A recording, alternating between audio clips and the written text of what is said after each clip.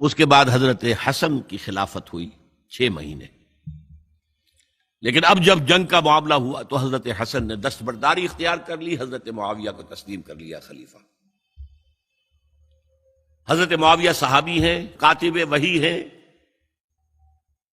حضور کے برادر نسبتی ہیں، صالح ہیں، ام حبیبہ بہن ہے ان کی جو حضور کی زوجہ محترمہ ہے، ان کا مقام بہت بلند ہے، لیکن ہم انہیں خلفائے راشدین میں شامل نہیں کرتے، اس لیے کہ ان کا جو خلافت کو اختیار کرنا یا حکومت اختیار کرنا یہ قبائلی عصبیت کی بنیاد پر تھا، باہمی مشورے کی بنیاد پر نہیں تھا۔ لیکن 20 سال تک ان کا دور حکومت ہے اور کوئی خون ریزی نہیں، کوئی غارت گری نہیں، کوئی اختلاف نہیں، کوئی بغاوت نہیں، کوئی جھگڑا نہیں۔ مدبر اس درجے کے تھے۔ اب آئیے آخری سٹیج آئی، حضرت معاویہ کو مشورہ دیا گیا، مغیرہ ابن شعبہ ایک بزرگ صحابی تھے، کہ دیکھیے جناب امیر،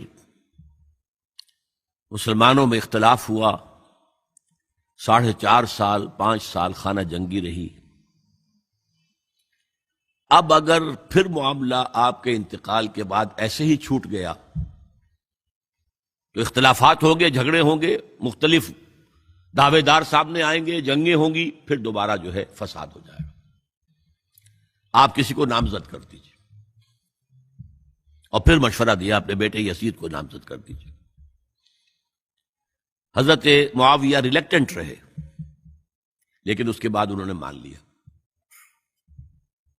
اور فیصلہ کر لیا۔ یہاں میں چاہتا ہوں کہ بات سمجھ لیں اچھی طرح، اس معاملے میں اگر آپ حضرت معاویہ کی نیت پر شک کریں گے تو مجھے آپ کے ایمان پر شک ہو جائے گا۔ نیت پر نہیں، غلطی ہو سکتی ہے، صحابی ہیں، نیت غلط نہیں تھی، نیت کیا تھی؟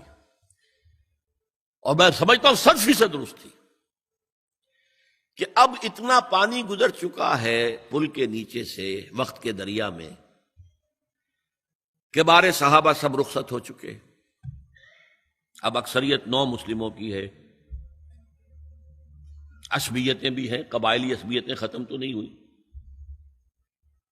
لہذا جب تک کوئی قبائلی عصبیت پیچھے نہیں ہوگی حکومت کے، حکومت نہیں چل سکے گی۔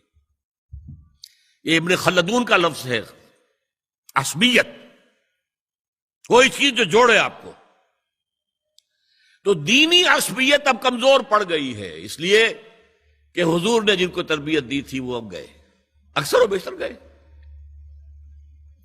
اب اگر ایسے ہی چھوڑ دیا گیا اور کوئی قبائلی عصبیت پشت پر نہ آئی تو پھر خانہ جنگی ہوگی، 5 سال تک ہوئی۔ اس بنا پر انہوں نے اسے صحیح سمجھا۔ آپ اختلاف کر سکتے ہیں، صحابہ کی رائے سے اختلاف ہو سکتا ہے، لیکن آپ ان کی نیت پر شک نہیں کر سکتے۔ بہرحال واقعہ کیا ہے تاریخی اعتبار سے کہ یہ 10ویں سال میں نامزد کر دیا یزید کو اپنے بعد خلیفہ کے لیے، ولی عہد۔ اس وقت تقریباً سب نے بات مان لی سوائے 5 افراد کے۔ وہ 5 افراد بہت اہم تھے، بہت اہم۔ ابو بکر اہم ترین آدمی تھے، ان کے بیٹے عبد الرحمن ابن ابو بکر۔ عمر نمبر 2 تھے، عبداللہ ابن عمر۔ زبیر عبداللہ ابن زبیر۔ عباس عبداللہ ابن عباس، اور حسین ابن علی۔ حضرت حسن کا انتقال ہو گیا تھا۔ اہل تشیع کا کہنا یہ کہ زہر دیا گیا، واللہ عالم، میں کچھ نہیں کہہ سکتا، میں کوئی تاریخ کا محقق اس معنی میں نہیں ہوں، میں موٹی موٹی باتیں جانتا ہوں۔ بہرحال انتقال ہو گیا تھا، 5 آدمیوں نے نہیں مانا، لیکن دیکھیے یہ تھی تدبر کی بات حضرت امیر معاویہ کی۔ کوئی دباؤ نہیں ڈالا، کوئی جبر نہیں کیا، کوئی کسی کو نقصان نہیں پہنچایا کہ نہیں مان رہے تو یہ کر دیں، نہیں۔ دیکھیں گے جب وقت آئے گا۔ جب وقت آیا حضرت معاویہ کے انتقال کے بعد، اب ایک صاحب جا چکے تھے، حضرت عبد الرحمن ابن ابی بکر فوت ہو چکے، اب 4 رہ گئے، 3 عبادلہ، عبداللہ ابن عمر، عبداللہ ابن عباس، عبداللہ ابن زبیر، ایک حسین ابن علی رضی اللہ تعالی عنہم اجمعین۔ جب بیعت ہو گئی یزید کی تو اب ان کے درمیان اختلاف ہوا۔ یہ بات اچھی طرح سمجھ لیجئے، تاریخی حقائق، موٹے حقائق کو چھوڑ کر باریکیوں میں جب پڑھتے ہیں تو معاملہ غلط ہو جاتا ہے۔ موٹے حقائق کو سمجھیے، جیسے کہتے ہیں میکرو اکنامکس اور مائکرو اکنامکس۔ میکرو ہسٹری جو ہے، 2 ایک طرف ہو گئے، 2 ایک طرف ہو گئے۔ عبداللہ ابن عباس کی رائے ہوئی کہ اگرچہ یہ غلط کام ہوا ہے، یہ قیصر و کسریٰ کی سنت پر عمل ہو رہا ہے، لیکن یہ ایسی بڑی بات نہیں ہے کہ خون ریزی شروع کر دی جائے اور امن و امان ختم ہو جائے۔ یہی بات عبداللہ ابن عمر کی ہو گئی، یہ 2 تو ایک جا ہو گئے۔ مصلحت کہہ لیں جو بھی سمجھے، لیکن نیت پر حملہ نہیں کر سکیں گے آپ۔ دیانتاً انہوں نے یہ سمجھا کہ اب جب کہ ہو گیا معاملہ تو ٹھیک ہے۔ حرام مطلق تو کہیں نہیں لکھا ہوا قرآن کے اندر کہ بیٹا نہیں ہو سکتا، کہیں نہیں لکھا ہوا۔ بہرحال ان 2 کی رائے یہ ہوئی کہ اگرچہ کام غلط ہے لیکن اتنا غلط نہیں ہے کہ اس کو چیلنج کیا جائے اور اس سے جو ہے خانہ جنگی شروع ہو جائے اور فساد شروع ہو جائے۔ 2 کی رائے یہ ہوئی کہ نہیں، we have to challenge it come what may. Abdullah ابن زبیر، حسین ابن علی رضی اللہ تعالی عنہما یا عنہم، تو یہ 2 علیحدہ۔ ان 2 میں اب اختلاف ہوا۔ عبداللہ ابن زبیر کی رائے یہ تھی کہ یہیں مقیم رہو مکے میں، حجاز میں، مکے اور مدینے میں، یہاں سے ریزسٹنس موومنٹ ہم شروع کریں گے، کیونکہ یزید کی خلافت تو دمشق میں تھی، بہت دور۔ حضرت حسین کو خطوط آ رہے تھے کوفے سے، کوفہ حضرت علی کا صدر مقام رہا تھا، اور جن سبائیوں نے فتنہ پیدا کیا تھا حضرت عثمان کے خلاف وہ بھی وہیں آباد تھے۔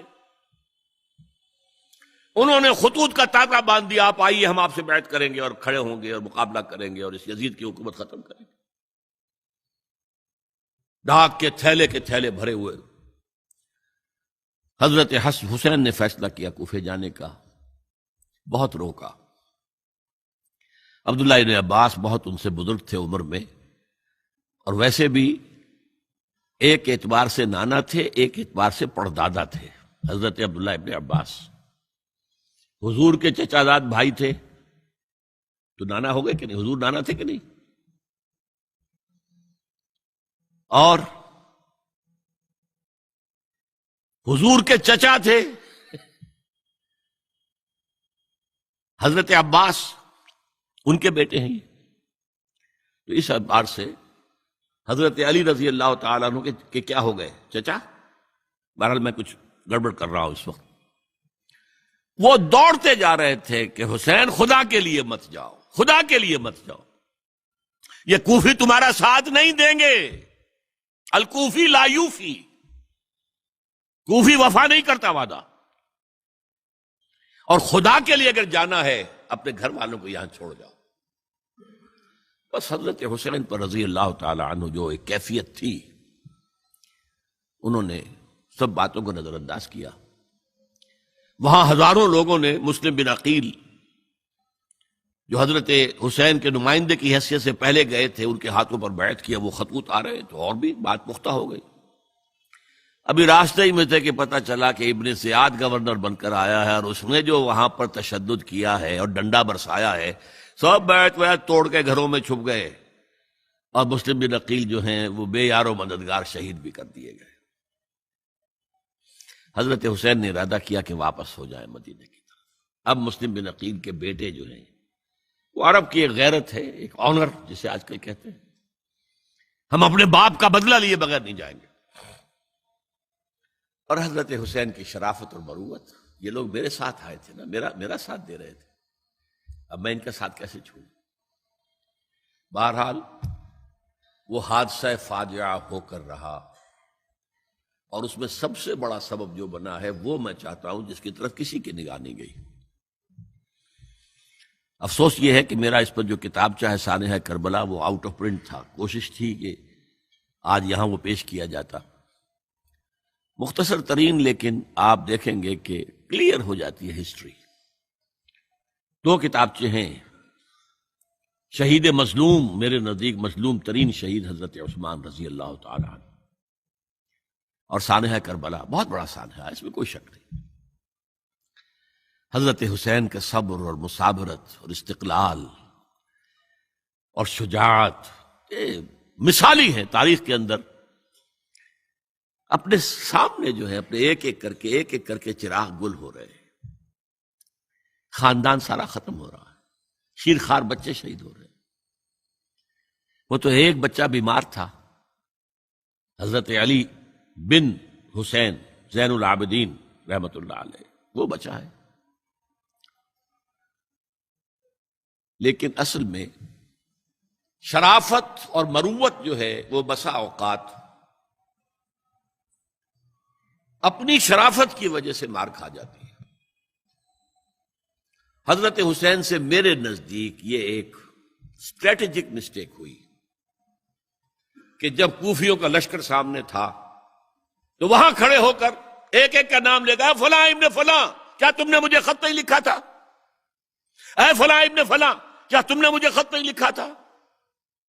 سب کے راز فاش کر رہے ہیں. اور دیکھو یہ میرے پاس یہ تھیلے بھرے ہوئے تمہارے خطوں کے موجود ہیں، تم نے مجھے بلایا اور میں آیا. یہ بات تھی جس کی بنا پر اب ان کے لیے کوئی چارہ نہیں تھا کہ انہیں شہید کر دیں، ورنہ تو یہ ہمارا بھانڈا پھوڑ دیں گے جا کر یزید کے پاس، تو ہماری کھالیں کھنچ جائیں گی. یہی وجہ ہے کہ حضرت حسین نے 3 آفرز کی. مجھے واپس مدینے جانے دو، نہیں. مجھے یزید کے پاس جانے دو، نہیں. مجھے کہیں اسلامی سرحد پر بھیج دو، میں وہاں پر کافروں سے جنگ کرتے ہوئے زندگی ختم کر لوں گا، نہیں. ہیئر اینڈ ناؤ بیٹھ کرو. یہ حضرت حسین کی شرافت، غیرت، حمیت، مروت اس کے خلاف تھا. لہذا انہیں شہید کیا گیا اور پھر خیموں کو آگ لگائی گئی. یہ نوٹ کیجئے کیوں لگائی گئی. اگر تو یہ غصے اور انتقام میں اور وینجینس میں ہوتا تو حضرت علی بن حسین زین العابدین کو بھی شہید کرنا چاہیے تھا، نہیں کیا. اگر یہ اس طرح کا معاملہ ہوتا تو خواتین کی بے حرمتی ہوتی، نہیں ہوئی. یہ خیمے کیوں جلائے؟ تاکہ وہ جو ایویڈنس ہے وہ ختم ہو جائے. ہمارے خلاف یہ جو ڈاکومنٹری پروف لیے پھر رہے ہیں، خیمے جلیں گے اور یہ تھیلے بھی جل جائیں گے اور یہ خود بھی جل جائیں گے اور ہم بچ جائیں گے.